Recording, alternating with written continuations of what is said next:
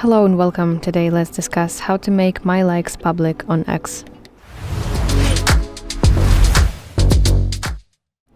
If you're wondering how to unhide your likes on X, then the truth is that actually you can do that because since 2024 X made all likes private by default, and there's actually no settings that you can use to make them public again. So on your profile, your likes tab is only visible to you and other users cannot see it. They simply do not have access to that, even your followers. So the only workaround for you will be, if you want people to know what you enjoy, what post you like, you will need to retweet some kind of post.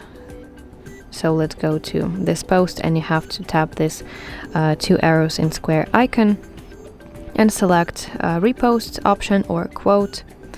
Let's select repost, for example, and you can find that if you go to your profile, in the posts section you will see your reposted post.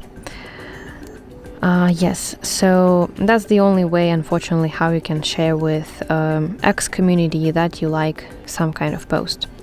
So that's basically it. Thank you for watching. If you find this video helpful, please like it and subscribe to our channel to see more content just like this.